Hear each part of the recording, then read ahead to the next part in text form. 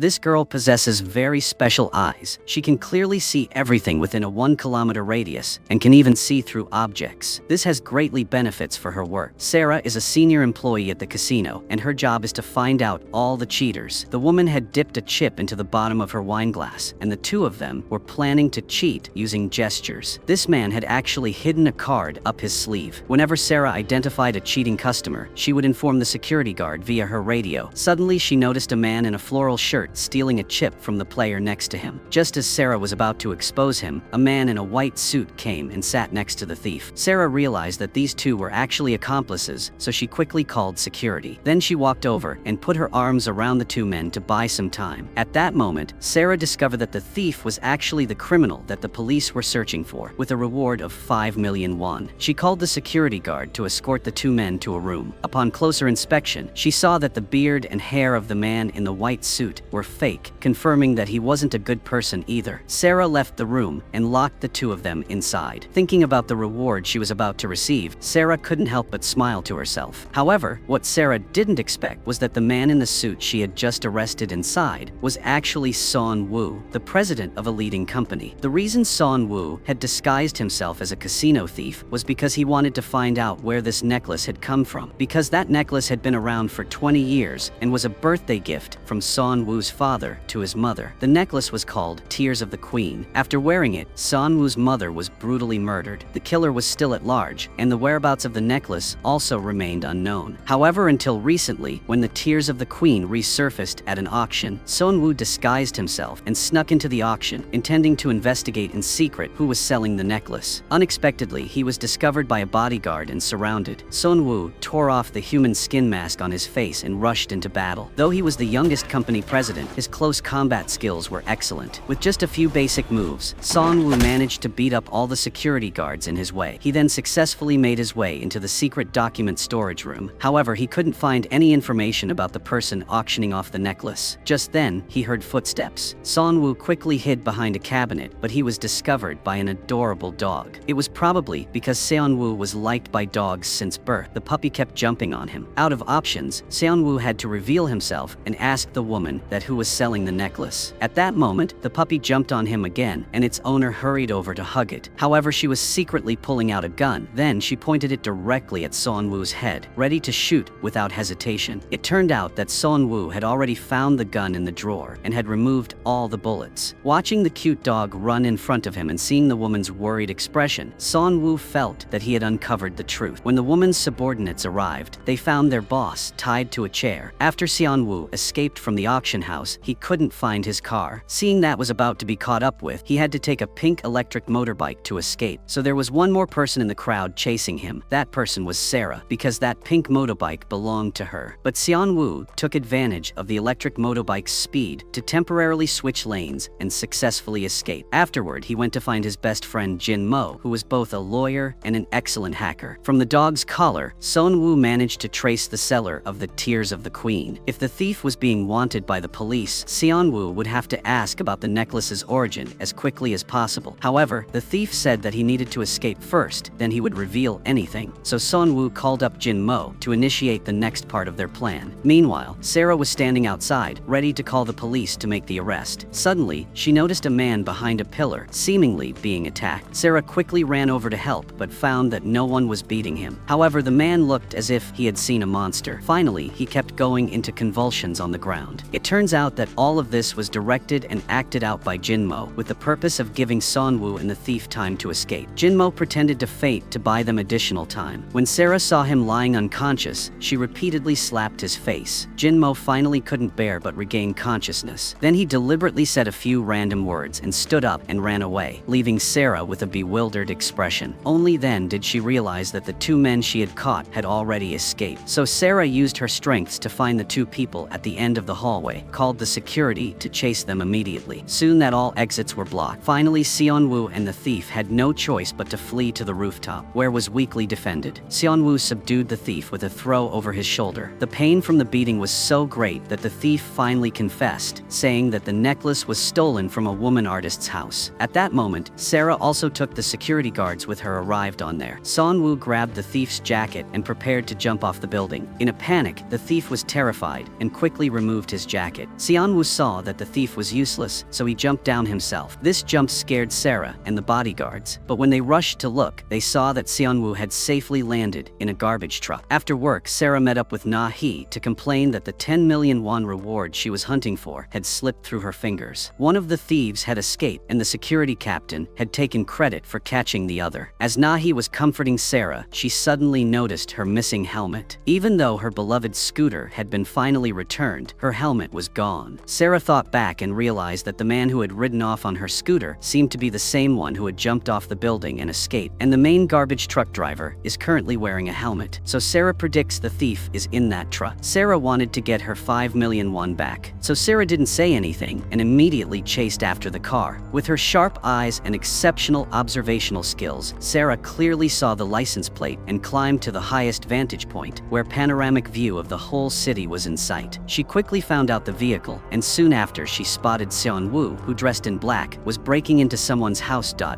She immediately called the police. Sarah's eyes were locked onto Xianwu and the blood-soaked bed inside the house. Xianwu had broken into the home of the woman artist from whom the necklace had been stolen. It was evident that a murder had occurred there. Just as Xianwu realized something was wrong and was about to leave, the police arrived and declared him the prime suspect. Fortunately, Xianwu had only just arrived at the scene, so there wasn't enough time for him to have committed the crime, and there was no evidence linking him to it. He was released, placed under a restraining order, and told to cooperate with the investigation at any time. After reading the newspapers, Sarah discovered that the man she had been watching was in fact the youngest president, Xianwu. Now Sarah began to regret her actions, worried that she might have got trouble. The following day, she rushed to find Na He to discuss a plan. She wondered whether she should report to the police that she had identified the real suspect to vindicate Xianwu. However, Na He advised her to ignore him. At that moment, Na He received a call from the housing authority. The landlord demanded she to move out immediately, promising to compensate her double the agreed compensation amount. After asking again and again, Na He knew that the landlord lived on the second floor, so Sarah furiously stormed up to the second floor to confront the landlord. It turned out that the landlord was none other than President Xianwu. Hearing the aggressive knocking outside, Xianwu chose to avoid her, leaving his best friend Jinmo to deal with it alone. As soon as Sarah entered the door, she began speaking non-stop, saying that even the landlord couldn't abuse their privacy rights, and that money wasn't all power. At the very least, Na He's efforts couldn't be wasted. At that moment, Xianwu stepped out, which fueled Sarah's anger. So she threatened Xianwu by bringing up the incident at the casino, because the case of the suspect hadn't been resolved. If his disguise was discovered, it would be even more troublesome. Sarah then revealed what she saw on the night of the murder: a suspicious character dragging a large suitcase. This could be a crucial clue to help Xianwu evaded. Eventually, both sides reached an agreement. Xianwu agreed not to take back the shop, and Sarah decided to help him find the real killer and prove his innocence. When Xianwu heard that Sarah could see things clearly from a distance, an idea began to form in his mind. Sarah knew that Xianwu wouldn't easily believe she could see from far distance like that since she was born. So Sarah resolutely said that she had been able to see through the wall and saw a man dragging a suitcase away. Saw Sarah speak very confidently. Xianwu followed her with suspicion. He wanted to see what Sarah was trying to do. Unexpectedly, he was led into a dead end. Xianwu was suddenly impatient and about to drive off. Sarah didn't believe that she had seen wrong. After she carefully observed the area, she spotted a camera several hundred meters away. Thanks to the professionalism of genius hacker Jinmo, they were able to get the video footage. Sure enough, there was a person with a large suitcase walking in the direction Sarah had described. The man eventually entered the alley and drove off into the city. They zoomed in on the license plate to gather more information about the car. Jinmo quickly tracked down the suspect's details, which made Xianwu start to view Sarah in a new light. But after knowing the suspect's information, the two abandoned her and went to investigate. Sarah was not to be outdone. She went to the phone booth to call and report this important clue to the Gwangi police, her close brother. Just as she finished the call, Xianwu returned. It turned out that on Jinmo's advice, he realized that having Sarah's assistance could save them a lot of time, so he turned back. Therefore, Xianwu decided to hire Sarah as a detective assistant. Thus, the trio of detectives was officially formed. Their first step was to find the manager of the murdered woman artist. As expected, the manager immediately recognized the man in the photo, identifying him as someone who had been stalking the woman artist for quite some time. However, the manager knew nothing about the necklace. Then they tracked down the person who had worked with the woman artist the longest. He mentioned that the necklace was most likely a gift from the artist's boyfriend, though he didn't know the boyfriend's exact identity. identity. What he did know was that the couple often frequented a nightclub in Gangnam. With this lead, Sarah and Seonwoo decided to dress unusually and infiltrate the club. Seonwoo personally fastened the expensive necklace around Sarah's neck. They have made a plan, and the next step is to wait for the results. In the nightclub at this time, the girl who made the rich man Taejin unhappy with her words was about to be beaten by him. Despite her pleas, the crowd around them remained indifferent. Their attitude was even like they were watching a performance. At this moment, Sarah, standing on the other side, couldn't stand it anymore. She marched straight over to Taejin and dumped a bucket of ice over his head, then proceeded to scold him relentlessly. Unexpectedly, Taejin found himself intrigued by Sarah's strong personality. She had unknowingly sparked his desire to conquer her. Taejin started to molest Sarah. Sarah tried to leave, but was stopped. She saw what was about to happen to her. At the crucial moment, she squatted down. Taejin was really driven crazy by Sarah. Sarah runned out, but bumped into a man. It was Seonwoo in a fresh new suit. It turned out that Jinmo was watching and saw Sarah in danger, so he informed Seonwoo. But there was someone guarding the door, and normal people couldn't enter. It took Seonwoo change his clothes before he could rush in and swiftly take Sarah away. As they left, Sarah looked at Seonwoo affectionately, moving closer bit by bit. Seonwoo was nervous and seemed to be looking forward to something, but Sarah asked him what he was thinking. It turned out that Sarah saw someone secretly filming behind her from Seonwoo's eyes. She held him tightly and informed him of her discovery, but after observing for a while, Seonwoo couldn't spot anyone suspicious. Seeing how agitated Sarah was, Seonwoo had no choice but to restrain her. Then he went to tear off the masked man's clothes. Sure enough, there was a hidden camera. The masked man wanted to run away but was tripped by Sarah. After taking off the mask, they realized that this was the manager, and this was very professional equipment. At first glance, he looked like a habitual criminal. After being forced, he confessed that he was instructed by his boss, specifically to secretly film a video of the woman artist without clothes, and use this to force the woman artist to agree to the company's request. And this time, his mission is to film a video to create a scandal of Seonwoo with the woman artist, to blackmail Seonwoo into signing contracts with he. To gather more evidence, Seonwoo used the manager's phone to send a message to his boss. He told him that he had been exposed and that Seonwoo was looking for other videos. Just as the boss received the message and was about to delete the video, Seonwoo appeared. Faced with the three of them, the boss had no chance to escape. In his panic, he tried to swallow the memory card containing the video, but his throat was too small and the memory card got stuck. Seonwoo and Jinmo began hitting his throat to make him cough it up, but it didn't work. To prevent him from choking, Sarah performed a skilled first aid maneuver. The boss then spat out the memory card along with a glob of mucus. Sarah picked up the memory card from the ground and handed it to Seonwoo, who was left bewildered. On the other side, Kwanggi found the car thanks to the clues provided by Sarah and found the clues along with a gun in the car. They immediately requested a DNA test and arrested the suspect. At the same time, the three of them immediately returned home to review the video. They discovered that the woman artist was wearing a bracelet from the Children's Cancer Protection Organization. Sarah also noticed a Christmas tree keychain on the backpack of the stalker, confirming that he was the person who had been at the artist's house the night of the murder. However, even after zooming in, Seonwoo and Jinmo couldn't see that keychain. Sarah couldn't explain it, so she made an excuse that it was getting late and she had to leave. But Seonwoo called her back and asked if she had forgotten something. Sarah thought she had forgotten to thank him for rescuing her earlier, but Seonwoo reminded her to return the necklace. Sarah shyly took off the necklace. Seeing Seonwoo carefully put it away, Sarah thought to herself that the richer people are, the more tight-fisted they seem to be. When she found out that the necklace was worth 1 billion won, Sarah was shocked. She couldn't believe it and instinctively touched her neck. As soon as she got home, Nahi asked if Sarah had stolen some luxury clothes because the dress she was wearing cost at least 1 million won, which was equal to half a year of her salary. Nahi kept asking if Sarah had taken a side job somewhere. Sarah replied that what she did today was the most exciting experience of her life. The next day, after the image had been processed, Seonwoo finally saw the Christmas tree keychain. That's when both he and Jinmo realized that what Sarah had said was true, and they also began to believe she might have supervision. To prove Sarah's ability again, Seonwoo went up to the rooftop and called her. He told her he wanted to give her a gift, but she had to look to the side of the roof of the conglomerate. When Sarah took off her glasses and saw the words above, Seonwoo discovered her secret. To test her further, Seonwoo pretended to fall. Sarah thought he had really fallen and screamed. Her reaction made Seonwoo sure that she could see his every move. If Sarah were his assistant, then solving this case would be easier. As Seonwoo and Jinmo were discussing their next plan, the alarm suddenly went off. Through the surveillance camera, they saw Secretary Hong banging on the door frantically. Just as he was about to use all his strength strength for a final hit, Sunwoo opened the door. After settling down, Sunwoo saw on Secretary Han's hand a bracelet identical to the one of the murdered woman artist. It turned out that this bracelet represented their love for children with cancer. After hearing this, Sunwoo rushed to the secret elevator to reach the lawyer's office in the basement. The two spaces were designed to connect with each other. At the same time, Jinmo discovered that the suspect's son was also on the donation list. It turned out that the connection between the suspect and the woman artist was this child. Just as Sunwoo was changing clothes and preparing to go investigate, he heard a chaos sound downstairs. It turned out that Nahee's shop was having a promotion, which had attracted many of Sunwoo's company employees. If he went downstairs now, the staff would definitely recognize him. Jinmo, with full of confidence, wanted to clear everyone out. He decisively threw away the bread that Nahee gave him, then knocked down the balloon dummy, welcoming customers. After trying to remedy but still not working, Jinmo had to take on the job of welcoming guests himself. Finally, Sarah had to come to the rescue. The two also established a deep friendship. When they arrived at the hospital, they saw that the police had already arrived to investigate. The officer turned out to be Sarah's close brother-like figure, Kwang Gi, so the two immediately hid in a corner to eavesdrop. The nurse said that the suspect's son had been discharged from the hospital and also knew that the suspect had always been a kind and warm person in the eyes of everyone, but he secretly treated his son very badly, although they immediately called the police after discovering it. But because the boy was too young, he could not escape his father. At that moment, Ara received word that a search warrant had been issued, so they headed to the suspect's house immediately. After the police left, Sunwoo and Sarah saw the woman artist in the hospital photo, and the little boy she was holding was the suspect's son. And this woman artist was someone who could be said to take revenge if anyone caused trouble for her. But she let the suspect follow and harass her for a long time, which meant that there must be some secret between them. And the police on the other side found out that the suspect turned out to be a drug addict. He actually used his child's aid money to buy drugs. It must have been because he didn't have money that he targeted the woman artist and heard from the neighbors that he was also a domestic violence scum, so bad that his wife had to leave home. At this time, Kwang Gi noticed that there seemed to be something in the corner of the room. He lifted the blanket and saw a lot of blood. No wonder the wife ran away and never came back. In order to get better information, Sarah was sent to the hospital according to Jinmo's arrangement, but she and Sunwoo were mistaken by the patients in the same room as a newlywed couple. In order to avoid suspicion, Sunwoo readily admitted that they were newlyweds. At this time, the nurse announced Sarah to go for a checkup. Under the supervision of the old lady roommate, Sunwoo gently helped Sarah to go out. At this moment, the cell phone on the hospital bed rang. When Nahee learned that Sarah went to see a cardiologist, she immediately rushed to the hospital. Sunwoo was using all his time to gather intelligence, but he didn't expect that in the eyes of his roommate, Sunwoo had turned into an unfaithful man. He asked the head nurse if he went to work on June 8th, the day the incident happened. The head nurse was stunned when she heard this question, but she still took out the work schedule and said that she was on night duty that night. Sunwoo said that she had a hard time and turned around to leave. Then he told Jinmo through the headset to go investigate the whereabouts of all the pediatric nurses that night. The head nurse also heard what he said clearly. After checking, Sarah was stopped by her roommate. She said that out of respect for Sarah, who was in the same situation as her as a woman, she should tell her a secret. After that, without saying anything more, she pulled Sarah away. Jinmo was in control of the situation in the car when he suddenly heard the sound of brakes. He saw that Nahee was very angry. He immediately chased after her and shouted, scaring Nahee into stopping. Then Jinmo held Nahee as if he was about to confess love to her, and the old lady roommate thought the toilet was safe, so she seriously talked to Sarah, telling her to strictly discipline her husband. Formerly Han Suk's father in the pediatric room next door had an affair with Nurse Shim. When Sarah thought about the connection between Nurse Shim and that case, she suddenly heard Jinmo's scream through her headset. Nahee had indeed come to the hospital to look for her. At that moment, Jinmo was still trying to stall for time. Nahee was so worried that she didn't have time to pay attention to him, because Nahee knows that Sarah is a person who still works, even if she has a fever of 38 degrees. There was no way she would suddenly go for cardiovascular examination. Sunwoo and Jinmo must have made Sarah like this. After hearing Nahee's continuous accusations, Jinmo lost his patience and drank the bottle of coffee he had bought for her to stay calm. Nahee eventually couldn't take it anymore and turned to leave. Unexpectedly, Jinmo fell to the ground. Meanwhile, Sunwoo and Sarah were about to call Jinmo but found they couldn't reach him. At that moment, Nahee called Sarah and told her that Jinmo had been taken to the emergency room. When Sarah arrived, Nahee hadn't even had a chance to ask anything before she was caught off guard.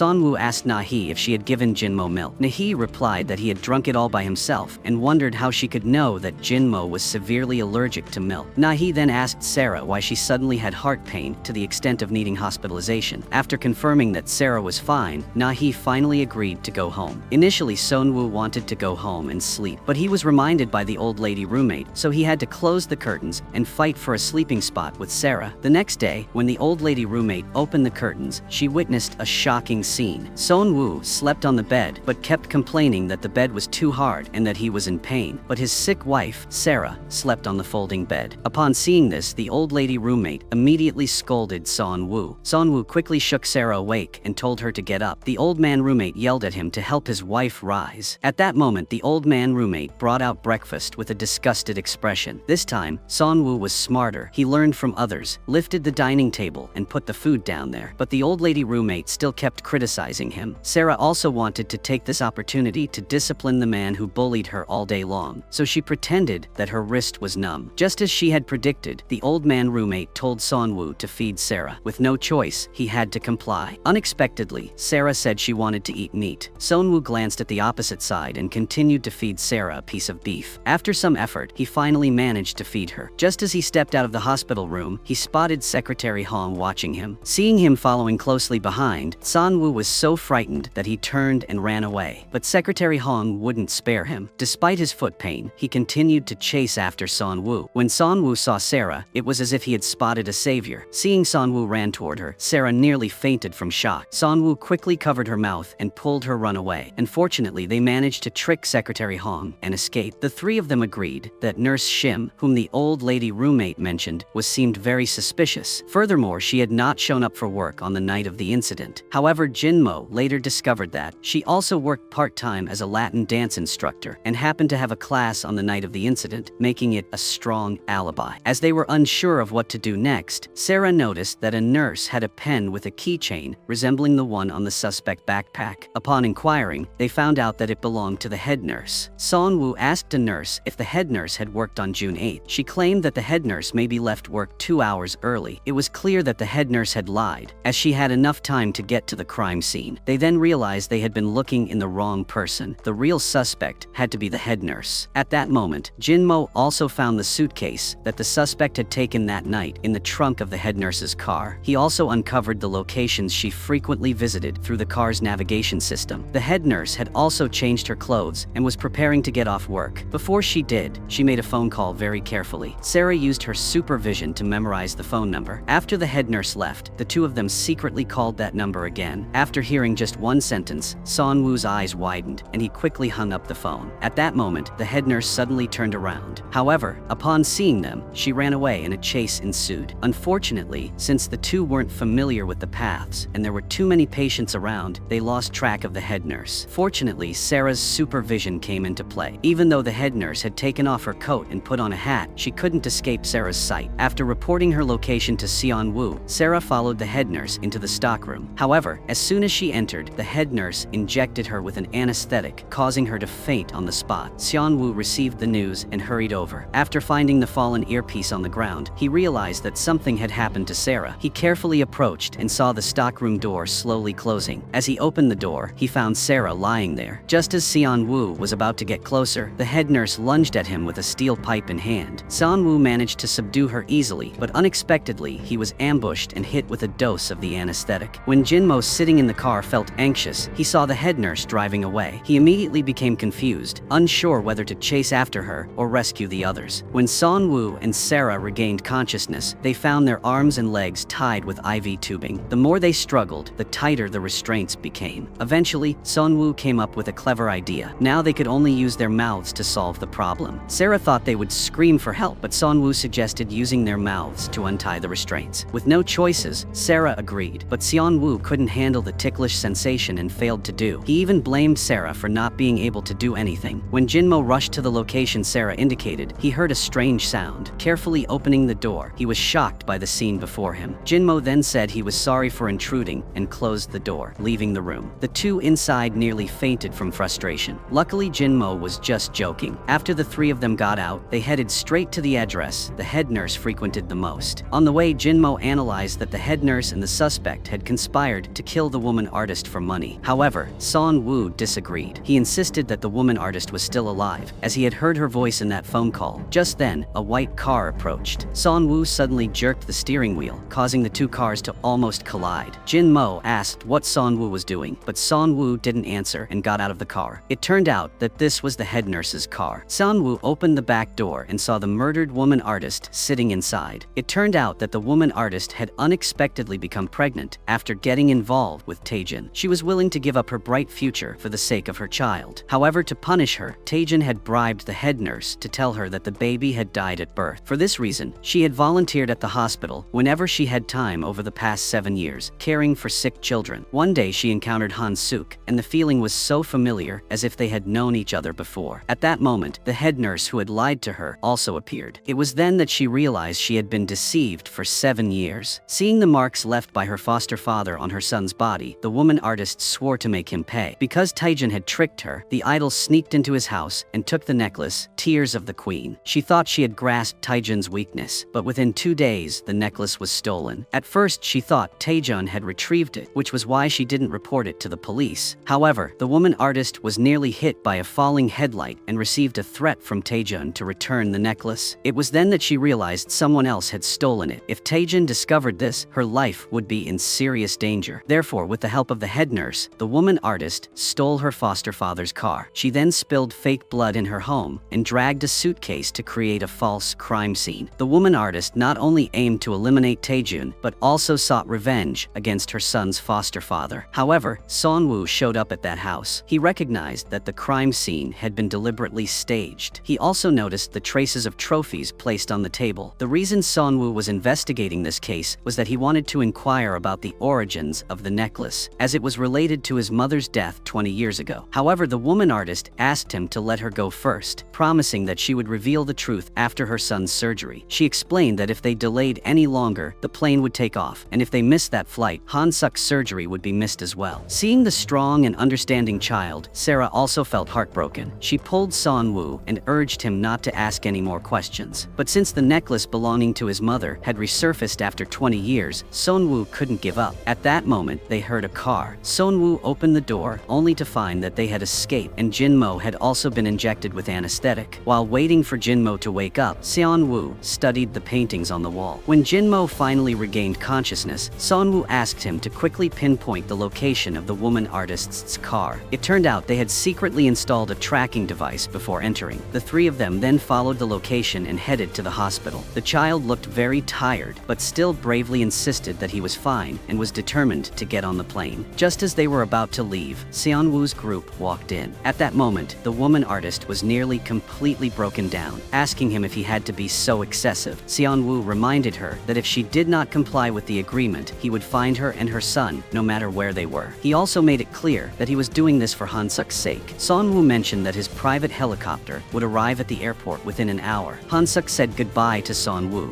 and as Sarah and Jin Mo pursed their lips and smiled, the woman artist leaned close to Son Woo's ear to share a clue. The mission had been successfully completed, and Sarah was no longer responsible. Son Woo asked her to sign a confidentiality agreement. Sarah walked away without looking back. Both Son Woo and Jin Mo thought she was angry, but in reality she felt uncomfortable because she had misunderstood Son Woo. She thought he was a pervert, but he was actually just investigating his mother's case. Sarah suddenly remembered the home dress she wore to the bar. They had agreed that after the mission was over, the dress would be hers. However, when she turned back, she saw that the car door was locked. Sarah went to find Jin Mo, but found no one there when she opened the door. So she walked straight in and looked at the wall filled with books, unable to believe her eyes. Unexpectedly, when she accidentally touched a book, the wall suddenly moved. Sarah was captivated by a basement filled with technology. As her eyes landed on some photos on the table, her feet came to a halt. At that moment, Son Woo was unaware that a woman was in his secret room. After exercising and heading to the living room, he glanced at the dress on the table. Curiosity piqued, Son Woo decided to try it on, reminiscing about the time Sarah had worn it. Suddenly, a laugh interrupted his actions. Once Sarah was seen by Son Woo, she had no choice but to step out. Fortunately, Jin Mo arrived just in time, taking off his jacket and handing it to Son Woo, which helped ease the awkwardness. After regaining his composure, Son Woo warned Sarah not to reveal this to anyone. Sarah assured him she wouldn't say a word, and after that, she took the dress and left. Jin Mo then told Son Woo that Sarah now knew all of his secrets, including his body earlier. After turning back the room, Sarah suddenly remembered the day Seon-woo had gifted her a painting. She immediately sent the anonymous photo to the police. They managed to find the location that resembled the one in the painting. After digging a few times, the police uncovered the body of a woman wrapped in cloth. With such clear evidence, the suspect had no way to deny his involvement. Although the case of the woman artist had nothing to do with him, he had still murdered his wife. Meanwhile, Sarah lay awake in bed, unable to sleep. The woman she had seen earlier in Seon-woo's base looked just like someone she had encountered in her childhood. It seemed that she had finally come to harm, but aside from that, Sarah couldn't remember anything more. The next morning, Sarah cheerfully took the money she made from selling the dress, then came to meet Na-hee. However, she unexpectedly ran into Kwang-gi, who was there to take additional statements. Seizing the opportunity, Sarah asked Kwang-gi about her memory loss. It turned out that when she was very young, Sarah had nearly lost her life due to her powers. That caused her memory loss. However, Kwang-gi was reluctant to share more details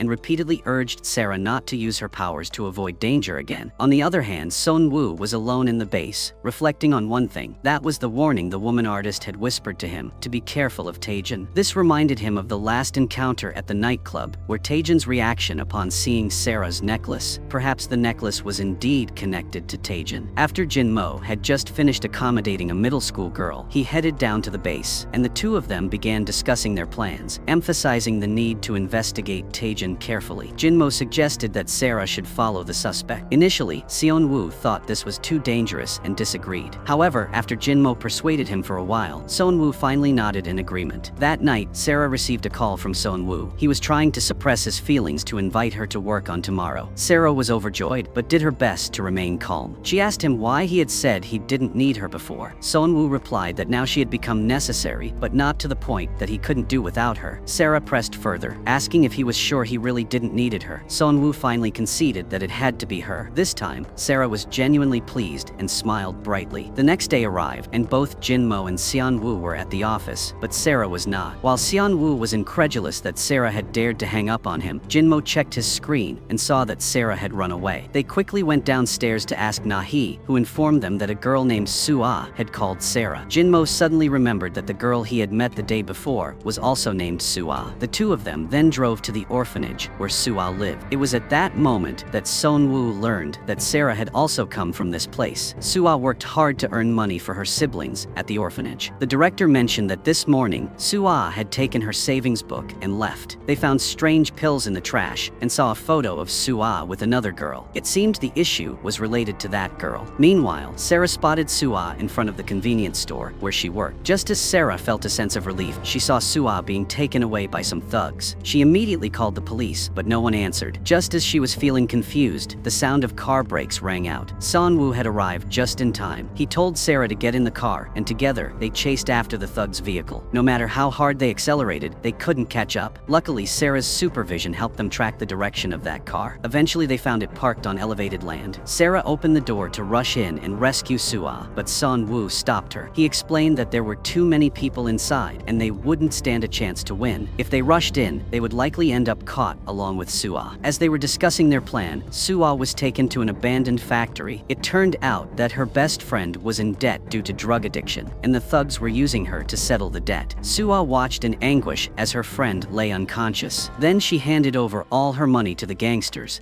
begged them to release her friend, and let the two of them go. Unexpectedly, these thugs refused and even wanted to keep Soo-ah. They looked at her from top to bottom with lewd eyes, smugly saying that they would introduce Soo-ah to a job that would earn a lot of money. So Soo-ah had chased him away, threatening that her brother was a police. One of the thugs stood up and slapped her across the face, then tied her up. At this moment, there was a sudden knock on the door, urging the people inside to come out and get food. These people asked each other, but no one had ordered anything. But the person outside said the address was right here. The two thugs opened the door and saw Seon-woo wearing a helmet. After signaling to Sarah, he stepped inside. The thugs began to check the contents of the bag Seon-woo had brought, but when they opened it, they were stunned. Before they could react, Seon-woo quickly subdued pursued them. He then activated smoke bombs from the bag to obscure the view of the remaining gangsters. With a few swift moves, he took down the entire gang with ease. Meanwhile, Sarah sneaked in through the back door to rescue Sua. As she reached the bed where the girl lay, one of the thugs lunged at her, taking Sua hostage and pressing a knife to her throat. Sonwoo had no choice but to raise his hands and surrender, unable to help. Inside the warehouse, both Sonwoo and Sarah was tied together. The thugs thought Sua was just an orphan, so even if they captured her, no one would come looking for her. But they didn't expect that it caused so much trouble. Sonwoo warned the thugs to let him go before things escalated further, and he added that if they had any courage, they should make a big deal out of it. What was so impressive about kidnapping a child? The thug got angry and punched Sonwoo in the stomach. Sonwoo laughed angrily. He never thought that one day, a chairman like him would be beaten by thugs. Just as the gangster was about to punch him again, suddenly the alarm sounded. The door slowly opened. Jinmo, wearing a special combat uniform, he raised his submachine gun and stood in the middle of a poster army, causing the gangsters to flee in panic. Before they left, they didn't forget that grabbed the two girls. Jinmo shouted for everyone to stay still, but when he looked up, he found only Sarah and Sonwoo remaining. The thugs escaped outside and realized they had been tricked. When the three people chased them outside, the black car had already left. One thug had taken Jinmo's keys. Sarah was extremely worried when she saw her sister being kidnapped in front of her, so she ran after them. Sonwoo was afraid that something would happen to her, so he chased them all the way. But they accidentally left Jinmo alone. Sarah ran straight up the mountain and used her supervision to search for the black car. But this high-intensity power consumption could only last for 10 seconds, and as a result, her head was now in extreme pain. But Sarah remained persistent and clearly saw the car's license plate. As she was about to faint, Sonwoo ran to hug her to avoid being hit by the car. He carefully held her head. Sarah looked at Sonwoo's face. The moment before she fainted, the scene of that night appeared in her mind unconsciously. When Sarah found Sua and her friend, both had been brutally tortured, and what awaited these gangsters was the punishment of the law. Sarah lay in her guardian's bed at the hospital, unable to sleep. She replayed the images in her mind before passing out, constantly thinking about that scene. Now that Sua had been found, they needed to investigate the origin of Sonwoo's mother's necklace. The night Sonwoo's mother was killed, she had been wearing that necklace, which then mysteriously disappeared. The necklace had resurfaced after 20 years, and by following the clues, they would surely be able to find the murderer from that year. The next day, Sarah dressed formally to work as Taejin's secretary, as arranged by Seon-woo. He was very suspicious because the necklace had been taken from Taejin's safe, and Taejin had consistently sent people to look for the person wearing it. However, the most dangerous place could also be the safest. Furthermore, that day, Taejin was so drunk that he wouldn't be able to see or remember Sarah's face clearly. Therefore, Sonwoo believed that Taejin wouldn't recognize her. When Sarah had just found the perfect spot to attach the camera, Taejin walked in. She introduced herself as the new secretary and asked to leave to get to work. Unexpectedly, Taejin called her back. Just as Sarah worried that she had been exposed, he told her to put away the cleaning rag. She hurriedly picked it up and dashed out. Not only did she complete the mission excellently, but also didn't show any flaws. While Sarah was rejoicing, a phone call came looking for Taejin. She immediately connected the phone inside. While Sarah was thinking that she was born to be a secretary, Taejin rushed out and scolded her continuously. He asked her if she was crazy when she always connected to the inside of the phone whenever she called. As Sarah became flustered from the reprimand, Taejin told her to prepare the materials for the meeting. Sonwoo was watching Sarah work hard that he fell into deep thought. During the meeting, Taejin wore sunglasses to hide the fact that he was dozing off. When the chairman entered, everyone stood up to greet him. Taejin remained sound asleep, oblivious to the situation. Sarah quickly nudged him awake and used colored pens to take notes on the meeting content. After Taejin glanced over her notes, he began to speak seriously, not realizing that everyone saw him as a fool. At that moment, Sarah quickly replaced his documents with another one, causing Taejin to become very angry with her for the lack of proper preparation. Secretary Kim quickly stepped in to save Sarah. Sonwoo reprimanded Taejin for being the meeting's chairperson, but not grasping the content, and for turning his frustration on his subordinate. Taejin felt humiliated in front of everyone and immediately decided to fire Sarah. However, Secretary Kim opposed the decision, prompting Sonwoo to realize that Taejin genuinely listened to him. Curious about the reason, he called Jinmo to have a tracking device installed in Taejin's car. That evening, Sonwoo followed Taejin to a high-end bar. He bribed the server to place a listening device under a fruit plate. He overheard Taejin demanding to take a photo with friends, and Sarah was in that picture. Although it wasn't very clear, it was enough to arouse Taejin's suspicions. Sonwoo wanted to go home first, but a woman blocked his way. Because she bothered him, he was caught sight of by by Taejin. Taejin became extremely suspicious that he was being followed. Seonwoo told him not to overthink it and then sat down seriously, waiting for someone to arrive. Unexpectedly, Taejin also sat down, curious to see how long Seonwoo's lies could last. Seonwoo had no choice but to call Secretary Hong, but he was startled when Hong's voice suddenly came from behind. Both men turned around to see Secretary Hong leading a group of employees out for dinner, waving cheerfully. Seonwoo quickly waved back enthusiastically, pretending he was there for a legitimate reason. Taejin was confused, couldn't believe Seonwoo actually had plans with the secretarial team. The staff was thrilled, never expecting to be invited to dinner by the chairman and director of the company. One of the secretaries even went wild at the sight of Secretary Kim. Once they sat down, Seonwoo texted Sarah, urging her to leave quickly. However, Taejin wouldn't let Sarah go. He pulled her closer and insisted she stay. With no other options, Sarah had to follow the group, downing drink after drink. By the time she was drunk, the secretaries started to spill the beans about their feelings. The next day after work, Taejin was referred to as the madman by the staff. It seems that his usual style really makes people hate him. There was also someone who confessed love to Secretary Kim in a passionate way, but Secretary Kim remained silent with a disgusted look on his face. When Sarah found herself in a difficult situation, Secretary Kim stepped in to rescue her. Although this dinner was challenging for Sarah, luckily it wasn't dangerous. Just when she was worried about how to pay for a taxi, Secretary Kim kindly offered to drive her home. Seonwoo was waiting by the roadside, so jealous that he was speechless. It was only when Sarah refused that he breathed a sigh of relief. However, his pride wouldn't let him call out and invite Sarah to ride with him. Watching Sarah stumble forward, Seonwoo convinced himself that she could manage on her own, so he stepped on the gas and drove off quickly. However, after driving a short distance, he realized Sarah was nowhere to be seen. He anxiously got out of the car and looked for her. He also convinced himself that it was because Sarah was his employee that he was worried. Seeing Sarah sitting at the bus stop without leaving, Seonwoo felt that he had really worried too much. However, at this moment, Sarah felt nauseous. Seonwoo was about to put out his hand to catch it, but Sarah swallowed it back. Seonwoo had no choice but to carry Sarah on his back, but Sarah's hand started to wander around again him. At the same time, Jinmo was not idle either. He stepped onto the dance floor with unique movements, dancing with Nahi. Meanwhile, on the other side, Seonwoo finally managed to bring Sarah home. He was so exhausted that he could barely lie down. However, Sarah suddenly sat up and cupped his face. She was so drunk that she actually mistook him for Nahi. She even mumbled, saying how strange it was that today, Nahi looked like Seonwoo. Seonwoo was both angry and amused, but he still covered Sarah with a blanket before leaving with peace of mind. Unexpectedly, there was a knock at the door. Sarah instinctively got up to answer it, but Seonwoo caught her, and the two of them ended up falling onto the bed together. The next morning, Jinmo woke up in an unfamiliar bed and immediately realized he wasn't wearing any clothes. Then he remembered that after dancing at the nightclub the previous night, he had gone drinking with his beautiful neighbor, Nahi. Just then, the sound of a flushing toilet came from the bathroom. Nahi stepped out of the bathroom and saw Jinmo in a very unseemly state. At that moment, Jinmo recalled everything from the previous night. After getting drunk, the two of them had slept together. Nahi pretended to be calm, said she had to go back to her shop and left first. But once she stepped outside, she couldn't keep pretending anymore. Nahi regretted it so much. After changing his clothes, Jinmo tried to sneak out while Nahi wasn't paying attention. But unfortunately, she caught him. He was embarrassed, awkwardly explained that he had just gone for a jog. Jinmo felt the need to explain what had happened the night before. But just then, a man walked in asking for bread. Jinmo took the opportunity to slip out unnoticed, completely panicked and unsure of what to do. That evening when he returned, Jinmo saw the man this morning causing trouble with Nahi. The man claimed he had swallowed a steel wire that was in one of Nahi's cakes and demanded compensation. However, the steel wire couldn't possibly have been in the cake, as the bakery didn't use anything like that. But the man insisted it was there and threatened to sue if he wasn't compensated. At that moment, Jinmo confidently stepped forward, handed over his business card, and introduced himself as Nahi's personal lawyer. He then asked the man where he was injured. Initially, the man shouted that the steel wire had scratched his mouth, but Jinmo calmly pointed out that spreading false information to intimidate others could result in a fine of no less than 15 million won, or imprisonment for no less than 5 years. Hearing this, the man immediately became terrified. The man said he would try applying some ointment and might not need to come back if it healed. Nahi had always been strong ever before. She suddenly felt a sense of security from Jinmu. That night, the three of them began their investigation into Taejin, and their mission this time was to find his contact and destroy their partnership. Sarah deliberately approached Taejin, even stepping hard on Seonwoo's foot to increase credibility, aiming to win Taijin's trust. She used her super sight ability to figure out the password to his phone, while Taijin found joy in watching Son Woo get tormented by his secretary. Pleased with what he saw, Taijin immediately decided to invite Sarah to lunch. Sarah purposely used her chopsticks to mess up the food, causing oil to splatter on Taijin. She quickly apologized and offered to go to the car to get a spare shirt for him. As soon as she opened the car, she saw someone's foot stepped on it. Sarah hurriedly pulled Seon Woo aside, who then handed her a USB to copy data from Taijin's phone onto it. If not, he would trample her feet as revenge for what happened this morning. Sarah could only mutter curses under her breath about Seon Woo. When she returned, she saw Taijin's phone lying on the table by chance, while he was still in the restroom dealing with his shirt. Sarah naturally seized this opportunity, plugging in the Type-C connector without thinking more. She successfully entered the phone's password, which she had memorized earlier by using her super sight on Taijin's eyes that morning. Seon Woo and Jin Mo had already connected on their end, immediately began the data copy process. As time passed, the tension among the three grew, especially for Sarah. She feared what would happen if Taijin discovered her actions, and her anxiety led her to constantly glance toward the door. Just then, Seon Woo warned her that Taijin was stepping out of the restroom. The moment Taijin opened the door, Sarah quickly placed a box over the phone to buy them a little more time to finish the transfer. Once she heard that the data copying was complete, Sarah casually lifted the box, unplugged the Type-C connector, and returned to her seat without betraying any sign of nervousness. Simultaneously, she quietly sighed in relief. At that moment, Taijin commented that he felt like they had met somewhere before. Sarah calmly responded, saying someone of her status could never have crossed paths with someone like Taijin, and joked that she had a mass face. With that, she successfully deceived Taijin once more. Meanwhile, Jin Mo analyzed the data and discovered a message revealing that Taijin had made an appointment to see someone named Sunday at Chongryong Room. However, the number used on the other end was from overseas, so they couldn't trace it. Taijin glanced at the time and, realizing the appointment was approaching, told Sarah to leave early. At this time, Jin Mo also found out Sunday's identity. He was the most welcomed genius R&D employee in the industry recently, and his name was Chi-Son. Regardless of Taejin's plan, they needed to stop this meeting and seize the chance to attack at Taejin. When Sarah returned, the three of them disguised themselves as Chinese patrons and entered the restaurant to carry out their plan. Seon Woo pretended to be Taejin and went in to meet Chi-Son, while Sarah posed as a receptionist, escorting the real Chi-Son into a fake Chongryong room. In the actual Chongryong room, Taejin sat with Jin Mo, who was disguised as a fake Chi-Son. Jin Mo presented a pre-prepared business card, claiming to be from a special surveillance group at H Corporation. Jin Mo lied that Chi-Seon was found to have secret contact with China and is now under investigation. Meanwhile, Chi-Seon was looking at Seon Woo with a puzzled expression. He asked where Taejin was. Seon Woo also used the same method, saying that Taejin was being investigated by the company. If he stopped now, Seon Woo would not pursue the matter further. On the other side, Taejin angrily threw away the business card and turned around to leave. Chi-Seon was afraid of being exposed after hearing this, so she answered vaguely and was about to run away. Seon Woo stopped him and said that from now on, he was not allowed to contact Taejin anymore. Seon Woo also warned Chi-Seon not to mention this incident to Taejin. Chi-Seon hastily nodded in agreement, and Seon Woo also promised him that he wouldn't let bad thing happen. Anyway, that if this matter were exposed, it could damage the company's reputation. After successfully completing their mission, the three of them were in high spirits, unaware that Secretary Kim had secretly captured their entire site by photographs. In the next scene, Sarah receives a mission of increasing difficulty, which is to ruin Chairman Seon Woo's blind date. The goal was to drive away a woman who was both wealthy and beautiful. In front of Yumin, they held hands and acted affectionate, making Yumin seating across from them had to be jealous and angry. Sarah even acted cutesy, asking Seon Woo to feed her a piece of cake. After Seon Woo fed Sarah, he ate the remaining piece, which pushed Yumin over the edge. She was furious and abruptly stood up and stormed out. As soon as Yumin left, Seon Woo and Sarah immediately let go of each other's hands. But then Sarah caught sight of Secretary Hong nearby. Quick on his feet, Seon Woo came up with a plan and declared that Sarah was his girlfriend, ensuring that people would stop pressuring him to go on blind dates. He then placed a pair of glasses on Sarah and took her straight to the top floor room. To reward Sarah for her convincing performance, Seon Woo ordered her favorite dish was spicy fried rice cakes. Seon Woo had never eaten such foods before, so he was curious about what made them so delicious that Sarah was devouring them so eagerly. Sarah playfully held up a piece of the rice cake to his mouth. Just as Seon Woo mustered the courage to open his mouth and eat it, Sarah mischievously turned the chopsticks back and ate the piece herself. After the meal, Sarah fell asleep, leaving Seon Woo feeling helpless as he watched this carefree woman. At this point, she nearly rolled off the sofa in her sleep, forcing Sunwoo to pick her up and place her on his large bed. He then resigned himself to sleeping on the sofa with only a pillow to keep him company. The next morning, Sunwoo was startled awake by a phone call. He found that he was no longer on the sofa, but lying in bed. Meanwhile, Sarah groggily reached out for her phone. Suddenly, she felt an arm next to her. When she opened her eyes, she realized she was nestled in Sunwoo's arms. She was so scared that she screamed and quickly jumped out of bed. Only when she saw that she was still dressed and Sunwoo assured her that he didn't do anything did Sarah feel relieved. Sarah quickly checked her phone and saw that she was about to be late for work. However, Sunwoo reassured her to stay calm, telling her not to worry because he would take her to work via a secret passage. After both of them changed into proper attire, they entered a secret underground room. The awkwardness from the previous night lingered between them.